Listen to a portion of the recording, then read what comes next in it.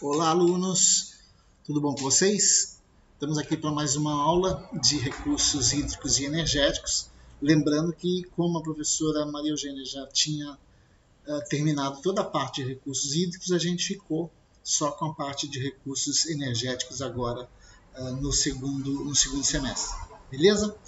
A gente já começou na aula passada, na aula anterior, a gente falou sobre os conceitos básicos de energia, né? E hoje a gente vai dar continuidade àquela aula, beleza? Vamos lá para o nosso quadro, para a nossa aula. Então, recursos energéticos, tá? Então, vamos começar lá falando sobre tipos e fontes de energia, né?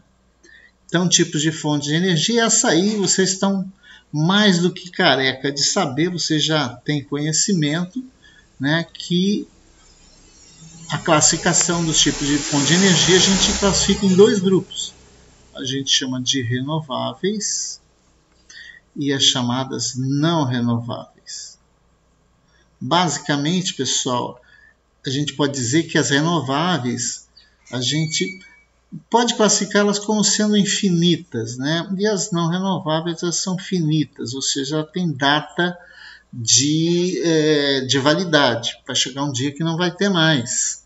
Tá? E as renováveis são aquelas que de uma forma direta ou indireta a gente pode reaproveitar para produzir. Então, nas renováveis, nas não renováveis, a gente tem o petróleo. O petróleo é fóssil e ele também é limitado. O gás natural também é fóssil, ele é limitado. O carvão, tanto para a produção de vapor como o carvão metalúrgico, também eles têm uma data limite, né? E o próprio urânio, que apesar de exigir pouco urânio para gerar energia, ele é limitado também. O seu volume presente na Terra ele é limitado. Então, esse limite que se impõe aos não renováveis. Então, basicamente é isso. Já os renováveis são aqueles que podem ser reaproveitados ou reutilizados. E a gente poderia dizer que eles são infinitos, né? Segundo as características do planeta. Então, a energia hidráulica, a energia da biomassa, energia eólica, solar, maremotriz e geotérmica. Com exceção da geotérmica, pessoal, todas essas daqui, elas têm como fonte primária o Sol, né?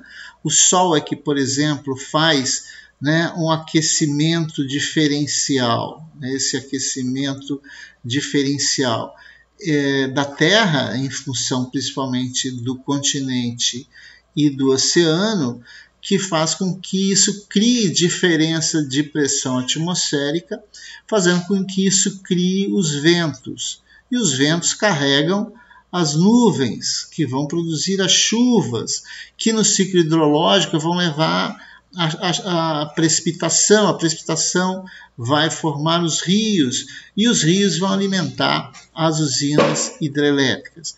A biomassa, né? A biomassa, a gente tem que entender que na biomassa você tem que o Sol é que faz a chamada fotossíntese, e a fotossíntese é que vai ser responsável pela retirada, né, do carbono, do dióxido de carbono, para a transformação em carbono, né, em folhas, em frutos. Né?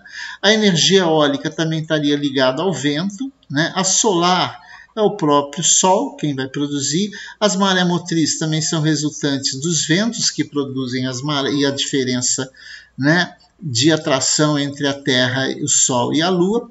E a geotérmica é a única que tem origem no interior da Terra por causa do grau geotérmico, ou seja, áreas que tem o interior da Terra, mas que tem camas magmáticas mais próximas da Terra, aquecem a água, essa água produz vapor, consequentemente esse vapor é aproveitado para girar turbinas, geradores e turbinas que vão gerar energia elétrica. Então, basicamente, a gente pode fazer essa diferenciação.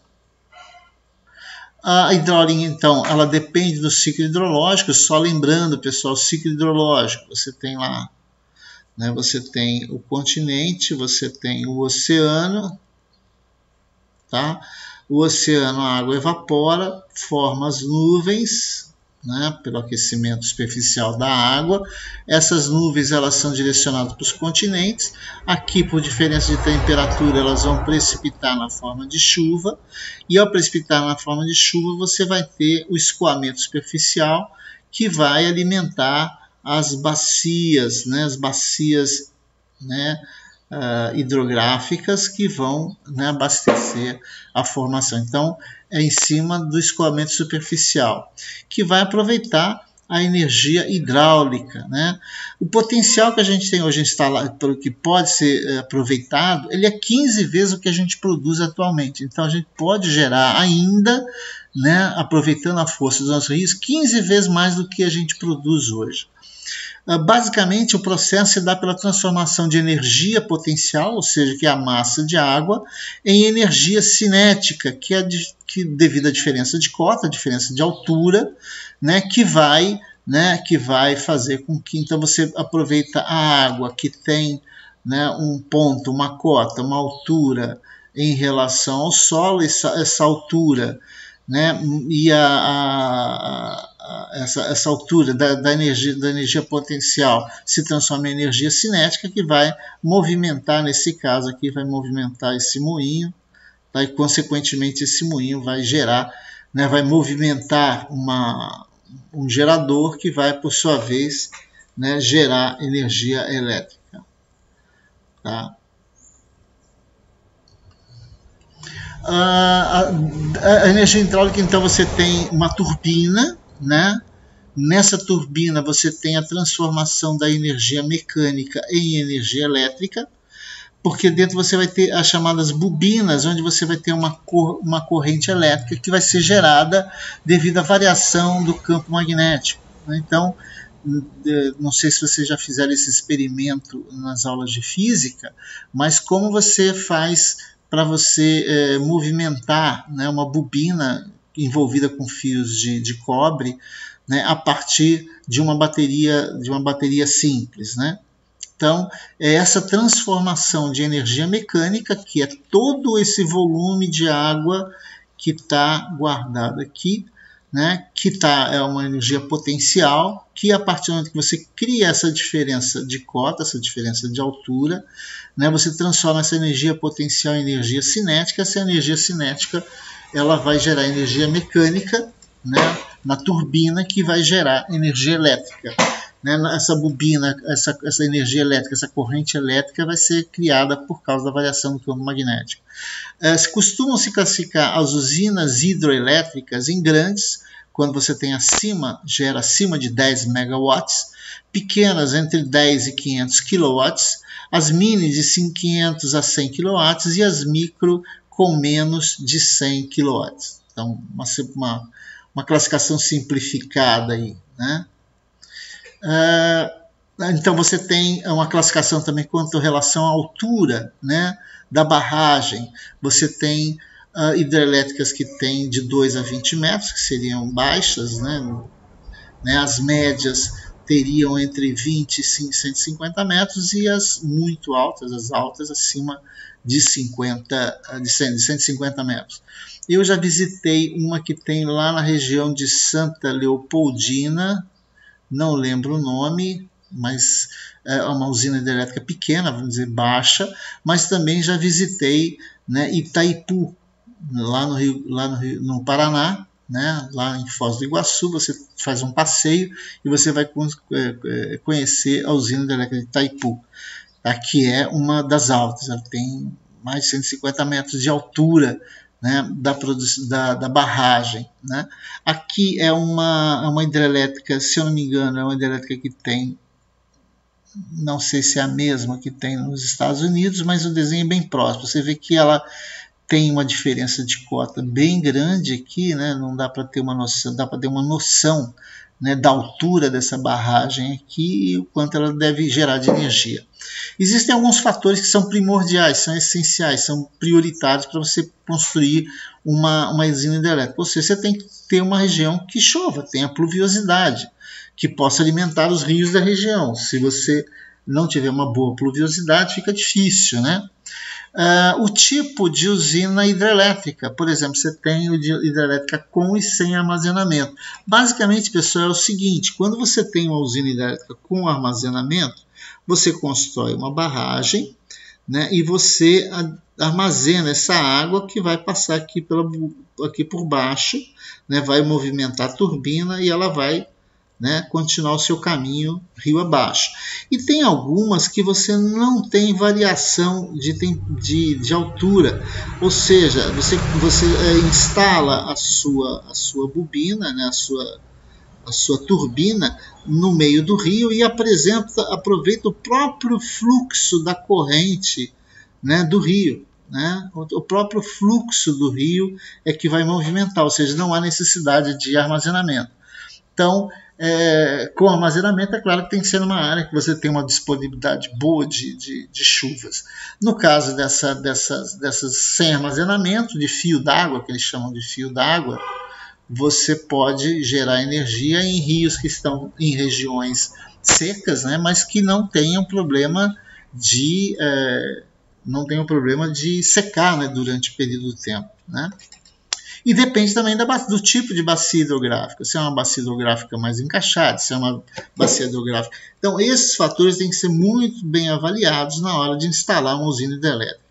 Basicamente, os componentes de uma hidrelétrica, você tem a barragem, né? A diferença de gravidade da de arco é que a gravidade, o próprio peso da barragem, né, limita ela, né, a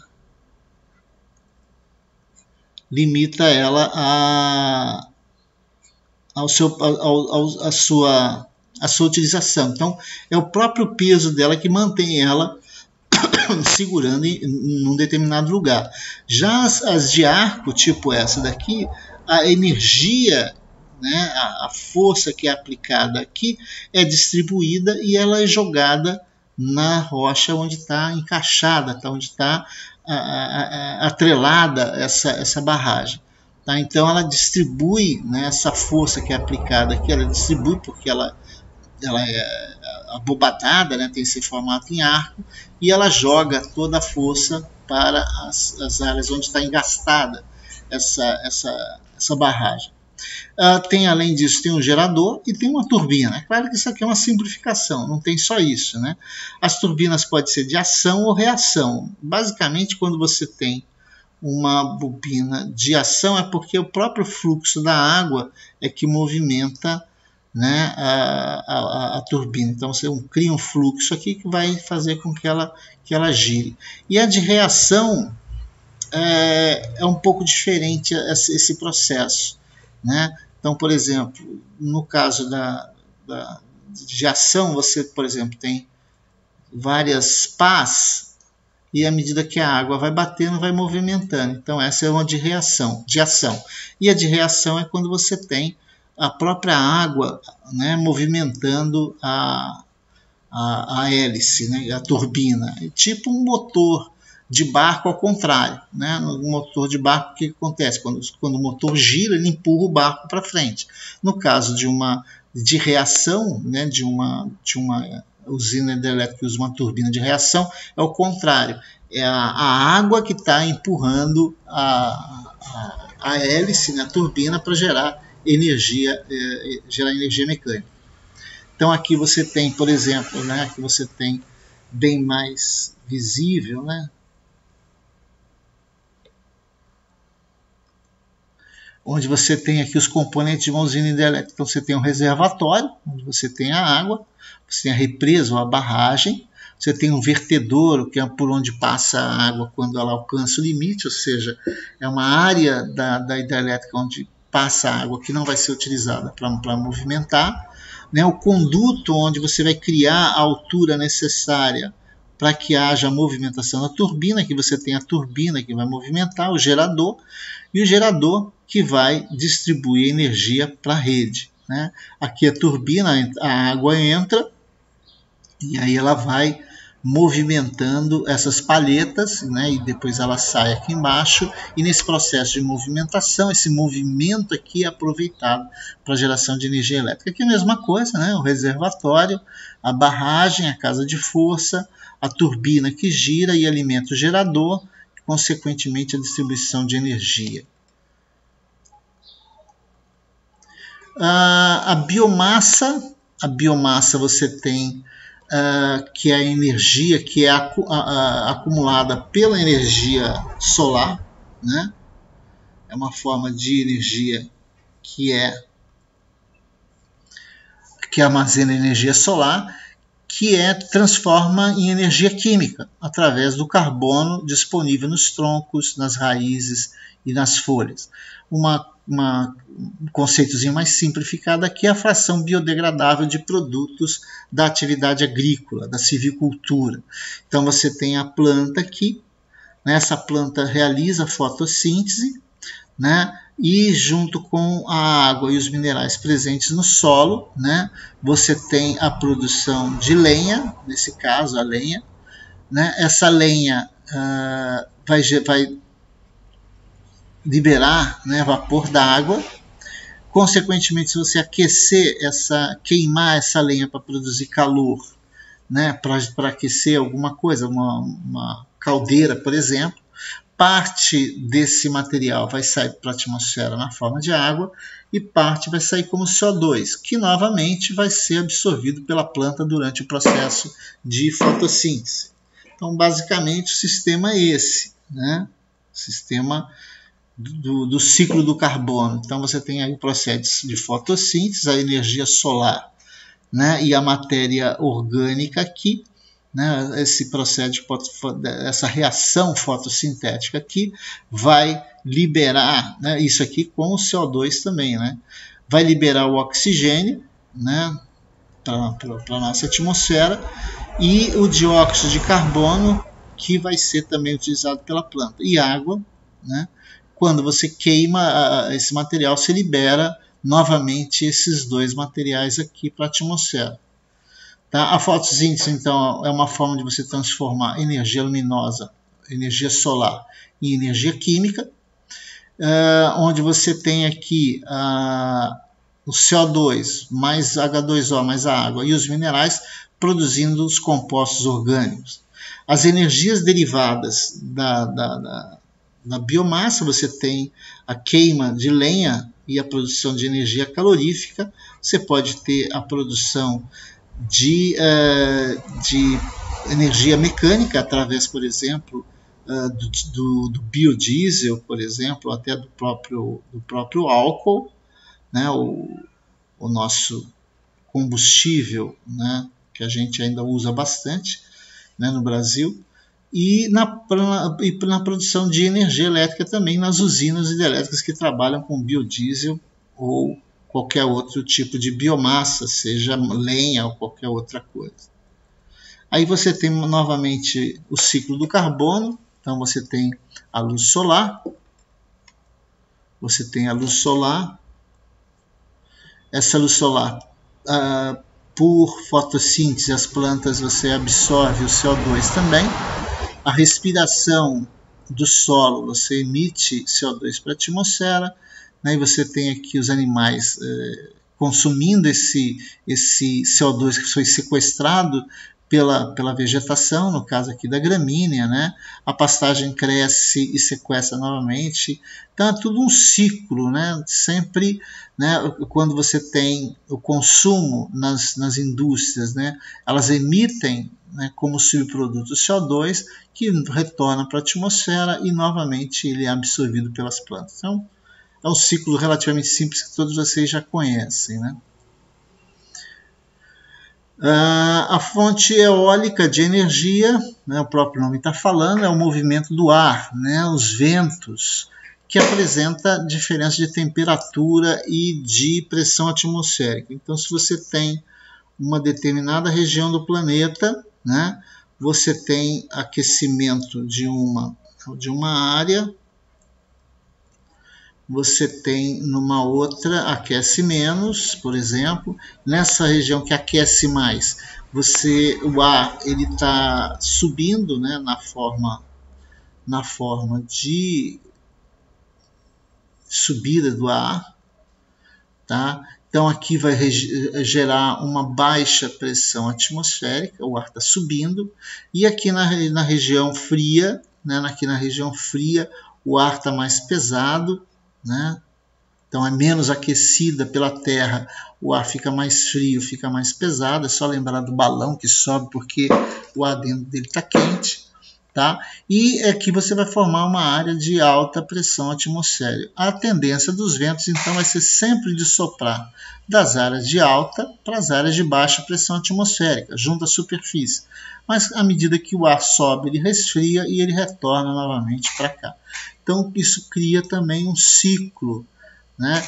E esse ciclo é chamado de vento. Os ventos são nada mais do que o ar em movimento resultante dessas diferenças de temperatura e pressão. Tá? O homem aproveita a força dos ventos, né? Os moinhos mais antigos foram construídos na Pérsia, né? Atual Irã, 200 anos antes de Cristo, mas existem relatos de que os babilônios já conheciam, né, o uso do vento, do aproveitamento do vento. Existem basicamente 4 tipos de vento. Os ventos alísios, que são aqueles que sopram do Equador, né, da linha do Equador para os trópicos.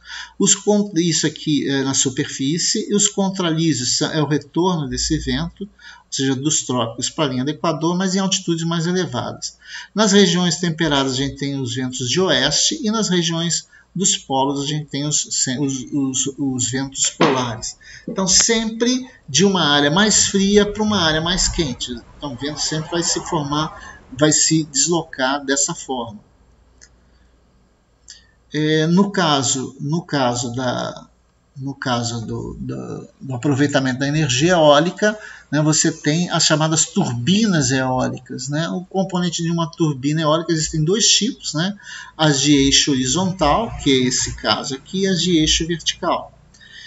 Então você tem, né, os componentes aqui de uma turbina eólica horizontal. Você tem o gerador, novamente aqui o gerador. Você tem um rotor, que né, que vai fazer com que você tenha o aproveitamento do movimento das pás.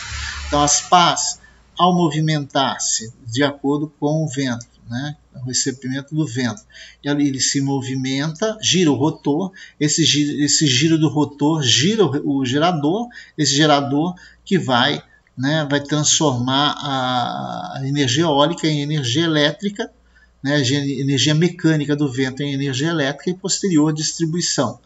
Todo o pacote, né, que forma a cabeça da turbina é o chamado nacelle. Além disso, você tem a própria torre, né, a torre eólica. A gente tem 3 tipos básicos de aplicações de usinas eólicas. Aquelas pequenas, de até 10 kW, para uso residencial. As intermediárias, que seriam de 10 a 250 kW, para usar essa quantidade de energia, né, que atende sistemas híbridos, ou seja, para cidades ou para poucas casas. E as grandes, acima de 2 MW, que são as grandes fazendas eólicas. É claro que você só pode, assim como uma hidrelétrica, você depende da presença de rios para alimentar a usina hidrelétrica. No caso da eólica, né, você precisa de ventos, tá? Que ventos que tenham 2 características: eles sejam constantes e contínuos, ou seja, tem que ter uma quantidade grande. Por exemplo, por que o Nordeste hoje é uma das regiões mais produtoras de energia eólica? Porque lá você tem ventos alísios, né? E esses alísios ele tem essa vantagem de ser um vento constante, tá? Continuamente ele está soprando, e ele é contínuo, ou seja, dos 365 dias do ano, venta, por exemplo, 300 dias. Então, se você tem uma relação desse tipo, né, já é um lugar interessante para você instalar uma usina hidrelétrica, então, uma usina eólica. Então, essa dependência do vento é importante. Então, você precisa ter um mapeamento, e o Brasil tem todo o seu território mapeado para mostrando quais as regiões que tem mais vento e onde pode ser aproveitado para a geração de energia eólica.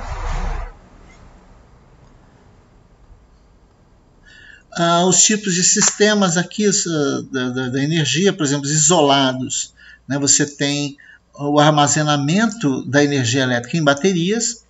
Quando você tem sistemas híbridos, você tem várias fontes de geração de energia, no caso não só energia eólica, mas energia solar e outros tipos. Né? Quando você tem sistemas interligados à rede, você tem vários geradores que são instalados, por exemplo, nas fazendas eólicas, e está sendo muito utilizado também, principalmente na Europa, né, as fazendas eólicas em alto mar, né, chamada offshore, né, uma certa distância da costa, bem próximo à costa. Só para relembrar, né, aqui você tem uma offshore, uma fazenda de vento, uma fazenda eólica em alto mar.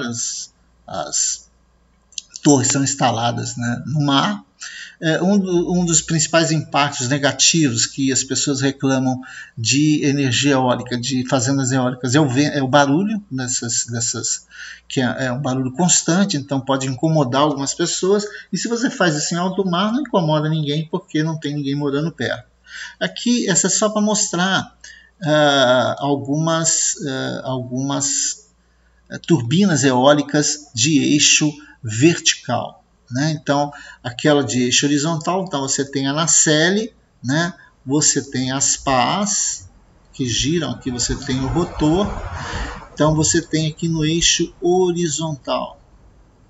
E essas daqui são de eixo vertical, tá? Alguns tipos aí que aproveitam também o vento para girar. E no caso desse aqui, a nacelle seria na parte de baixo aqui, onde você tem instalado o seu conjunto ali de gerador, né, de transformação da energia mecânica do vento em energia elétrica, tá? Então, pessoal, a gente, né, termina essa parte de tipos e fontes de energia. Não terminou ainda não, minto. A gente falou só de 3, das renováveis: hidráulica, falamos da energia hidrelétrica, falamos da energia de biomassa, a energia solar. Tá? Na próxima aula a gente dá continuidade a essas fontes de energia. Beleza? Forte abraço a todos e se cuidem, tá? Se cuidem bastante com esse problema que a gente está vivendo hoje. Beleza?